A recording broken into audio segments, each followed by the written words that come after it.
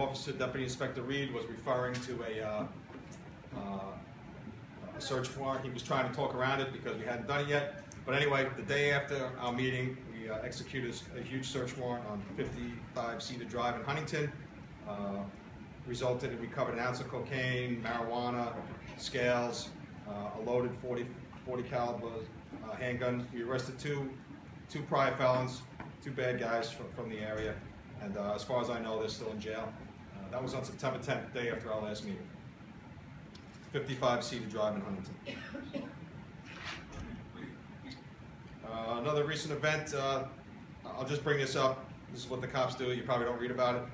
September 11th, at around midnight, there was a disturbance at the Paramount up in Huntington Village. A couple of guys came out of the place fighting. A couple of police officers got in the middle of it, and one of my officers ended up with 45 stitches in his head. So he's back to work. So it sounded, I actually spoke to him on the phone the next day. It sounded worse than it was. When I heard 45 stitches, I thought it was going to be like train tracks going across his forehead. Most of it was inside. It was like a deep, he hit a brick wall, and but he's fine. Those guys were arrested not only for their fight, but they were arrested for obviously for assaulting the officer. Most of you probably heard of the Newsday, News 12, the incident at the soccer fields up in Northport. 4 arrests were made on that. What happened, let's see, on the night of September 30th, somewhere around there, I believe it was a Saturday night. I'm like, that was when the arrest was, September 12th.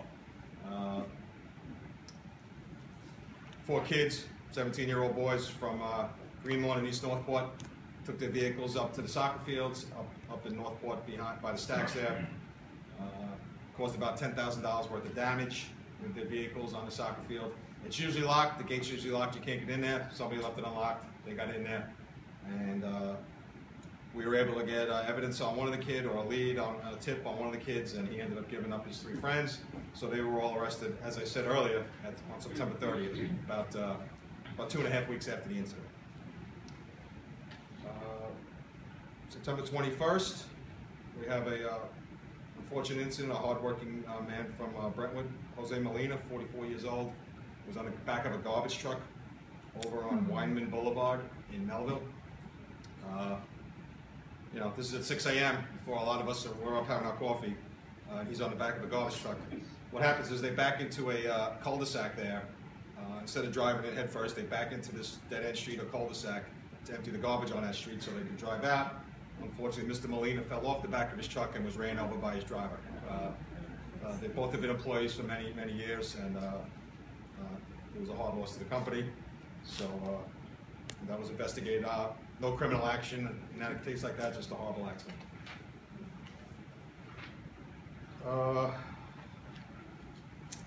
My residence in the Depot Road area on September 28th, one of my sergeants on patrolling. Did you have a question? Yeah. What was the punishment for the 14 that caused $10,000 worth of damage? What was the what? The pleasure? The punishment? They were arrested, ma'am, and you know, it gets adjudicated in the courts. Whether they end up having to pay for it or their family, that gets adjudicated in the courts. Okay. Yeah. You know, they have a felony record of them now, right now, though, at 17 years old. So. Oh, really? Yeah, it's a felony because of the amount of damage. Yeah. Former residence, Depot Road. One of my sergeants on patrol around 10:30 on September 28th noticed a light coming out of a Compass Deli, 161 Depot Road. It's supposed to be closed.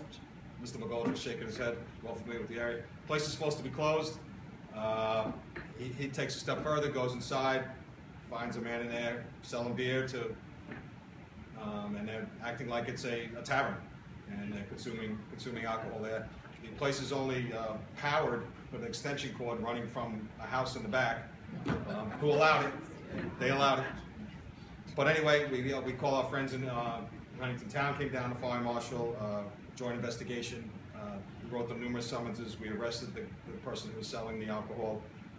Hopefully closed the place down. The town had already had prior cases on this place, so basically operating an illegal tavern.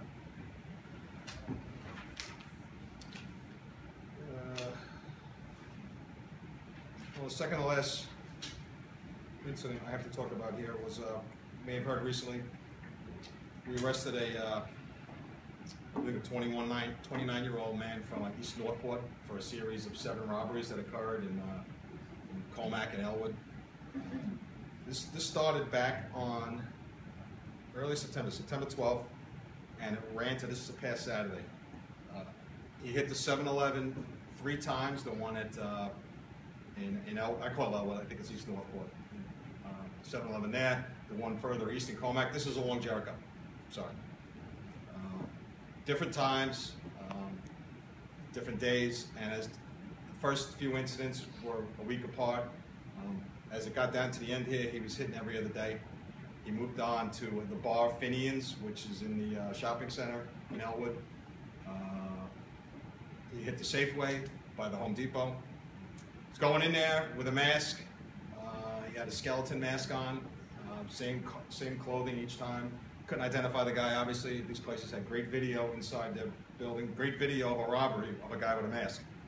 So he had a gun with him. Sometimes he said he had it. He never took it out, never pointed at anybody, kept it in his bag. Anyway, fast forward, he hit 6 times in this precinct. On Saturday night, he hit on Colmack Road on the 4th precinct side at a Shell gas station over there. And by now, we had several suspects in mind in this case after a month of investigating, and detectives were on it. Oh, and I forgot to mention one of the most important part. He did this all on his bicycle, BMX bicycle. Yes, yes. And detectives caught him back, going back to his house on Stanhaven in East Northport, made the arrest. He ended up confessing to all 7 robberies. We found him with the gun and heroin addiction. Mm-hmm. And even that night, as we're processing him at 3 o'clock in the morning in the 2nd precinct, we had to, which isn't uncommon, but he starts going through heroin withdrawal and shaking your head. We're off to the hospital with him. 2 cops have to come in off the road, take him to Huntington Hospital, get checked out by a doctor, and get sent back here to be lodged in one of our cells.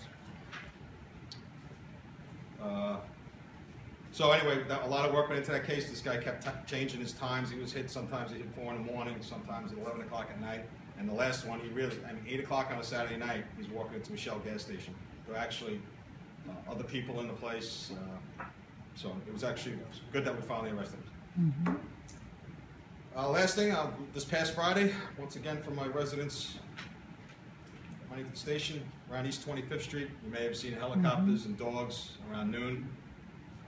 We had a burglary at a residence on East 25th Street, right off of, was it off of New York, a Depot? It's off of Depot. And three 17-year-old and 2 14-year-olds break into a house. They think nobody's home, of course, during the day. Apparently there's a man in there taking a shower. He has a confrontation with them. He can't hold on to them. They flee. So now cops, detectives responding. The chase is on. Perimeter all around the neighborhood. Helicopters and dogs looking for him. And about 40 minutes into it, a citizen sees 2 guys hiding in the backyard of her neighbor's house on East 23rd Street, calls 911. We converge and we pick up all 3 of them. So that's just part 1. We had them all for those burglaries. As we got them in there, one of them, the 17-year-old, admitted to doing 3 other burglaries on May 5th in Huntington Station on 1st Avenue. What else? He also gave up one of his 14-year-olds. Now, some of my regulars here might remember a shooting in Greenlawn back in August. Yes. Well, the 17-year-old gave up one of the 14-year-olds as the shooter. Oh my Yes. gosh. Wow. Oh so my gosh. The 14-year-old got charged with the assault for that shooting of that night. All 3 of them admitted to another burglary on Sioux Place in Huntington Station, which had happened last week. Oh, that's you, sir? Well, that's how these things happen. You arrest these kids, and they start. Well, my problem, I don't want to